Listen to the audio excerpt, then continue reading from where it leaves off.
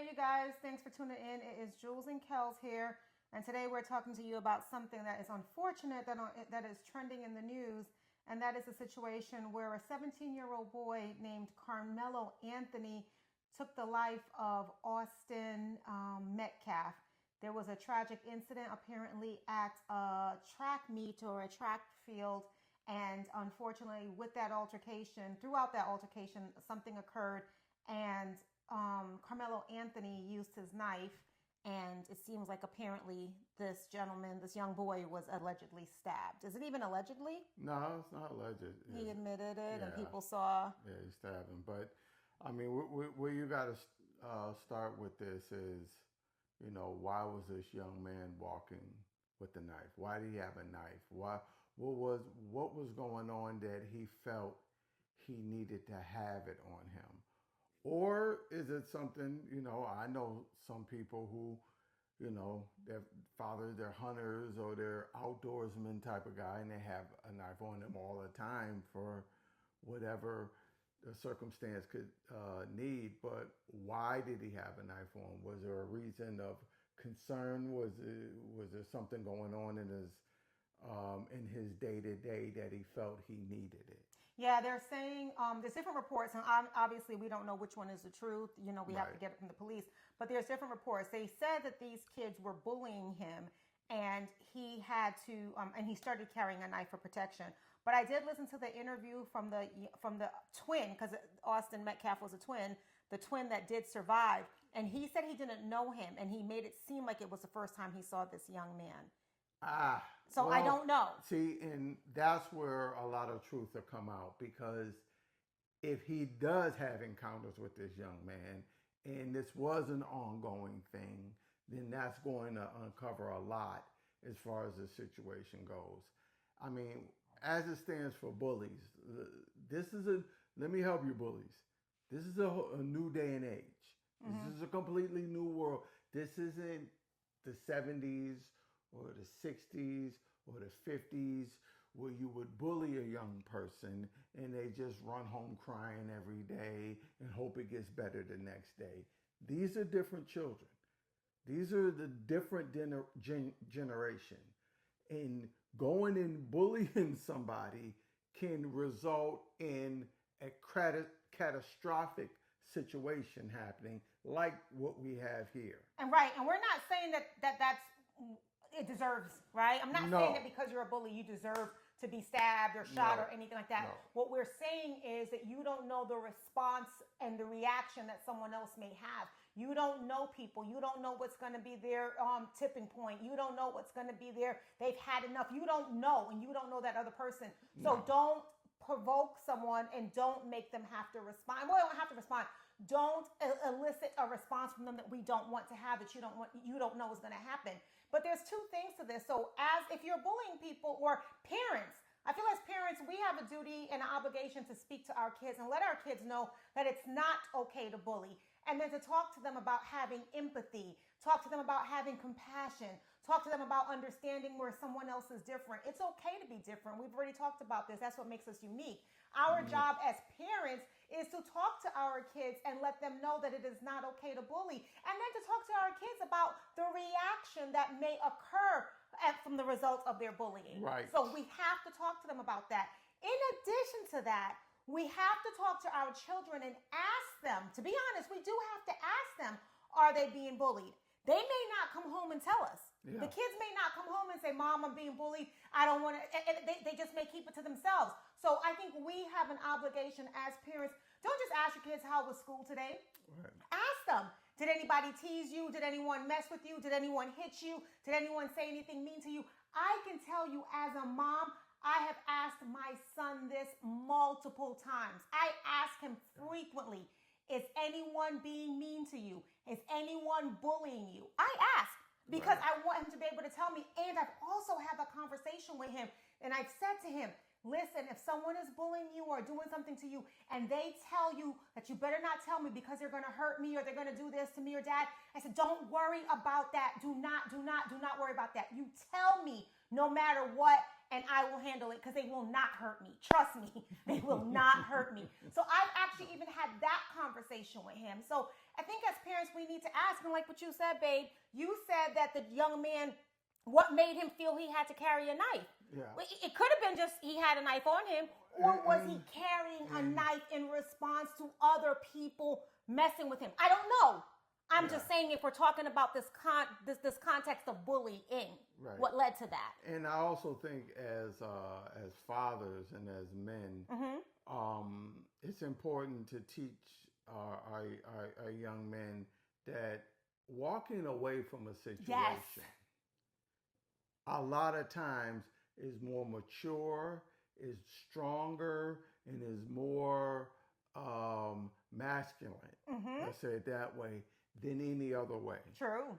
What bothers me about what the surviving twin said is he mentioned that there was some sort of friction about seating.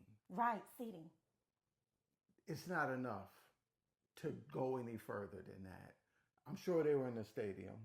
I'm sure the stadium had something other about a tent. places. The seating in the tent. Yeah, it's not worth it. Right. Nothing is worth where this went. And if someone sometimes shows you that they are that invested in something to that effect, it's not worth the conflict that can come from it.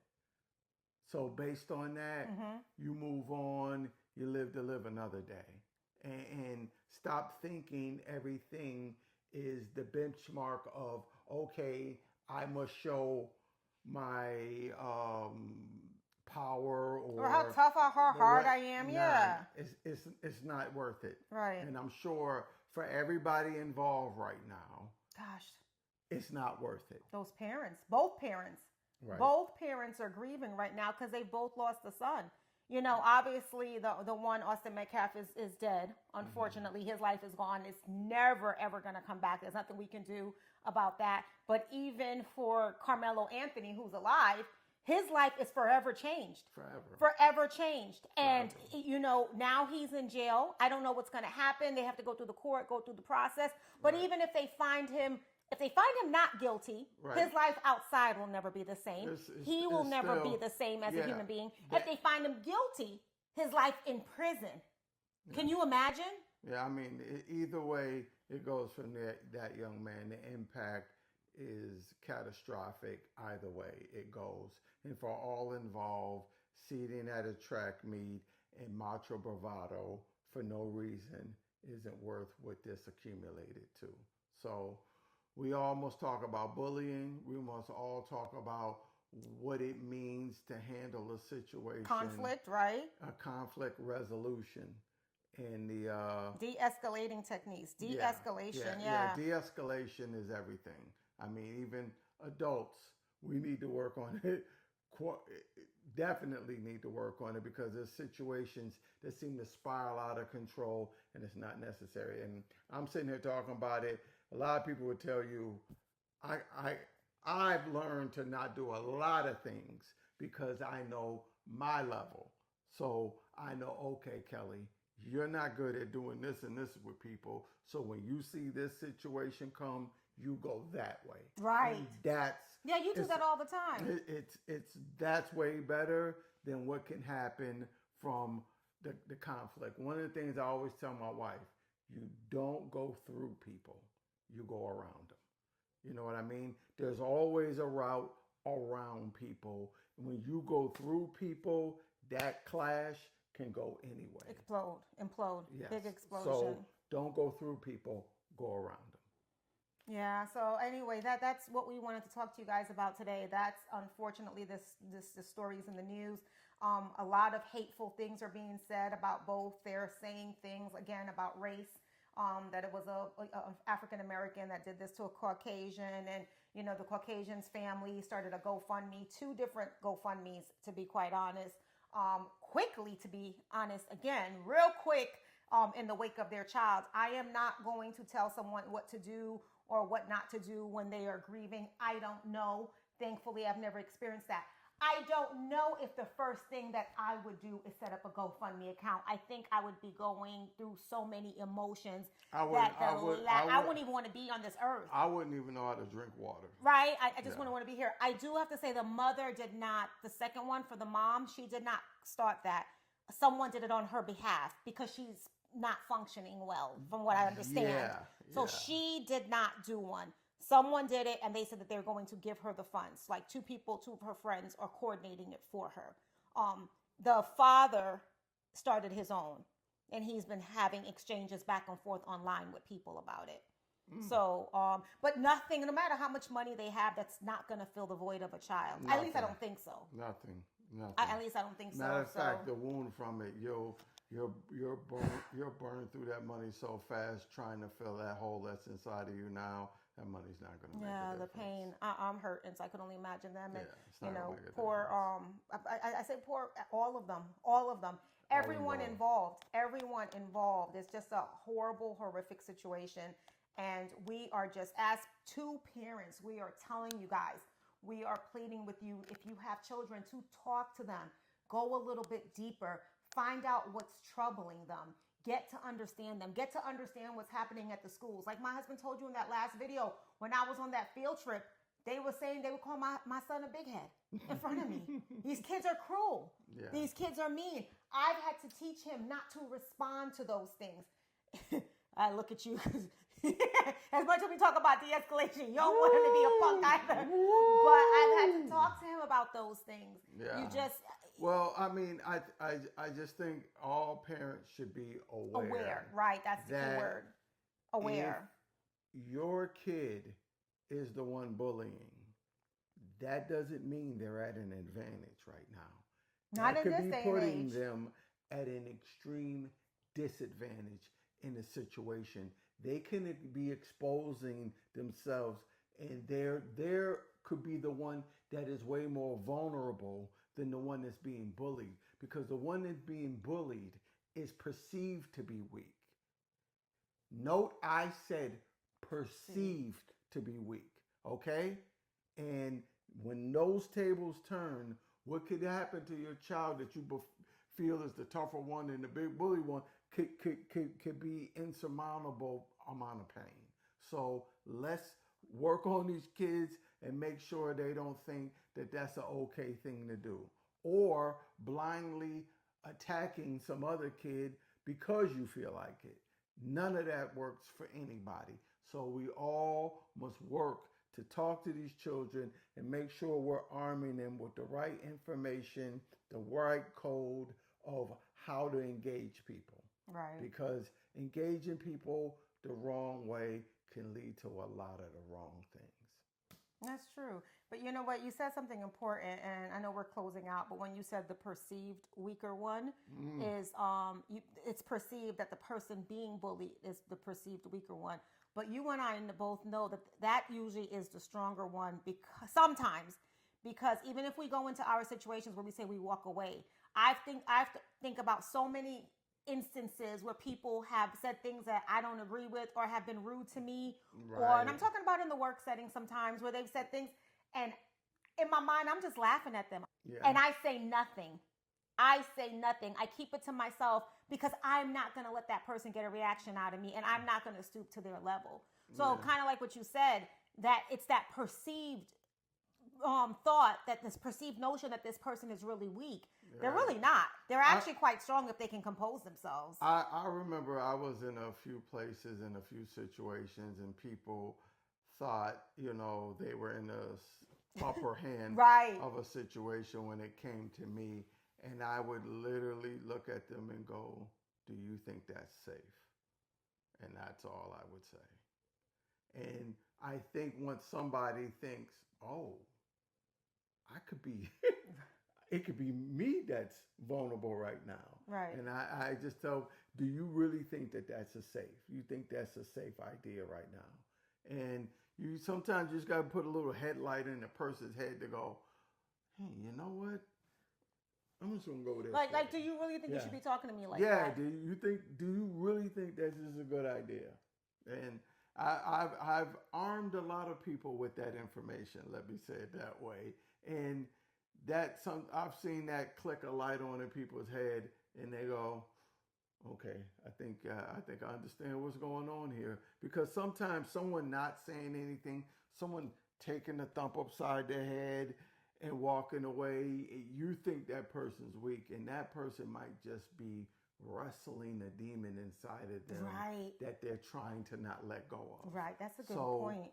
You gotta leave people alone. You might think you're in an advantage, and you're really probably not. And I don't want to say that that's what happened. We don't know, right? We don't know. Giving it that, I'm just telling you from my own personal archive of thoughts of situations I've been in. Well, we do know from what the news said that the two brothers wanted him to get up out of his seat. So it was 2 against 1. That we know.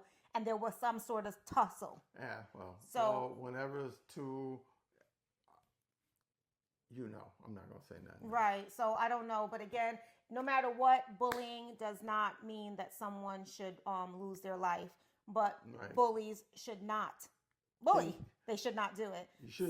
You should not think you're safe enough to bully. Yeah. Especially not in this day and age. Yeah. So many people we hear about going out and doing these terrible things are people that are at their end of the rope because they've been pushed. Yeah.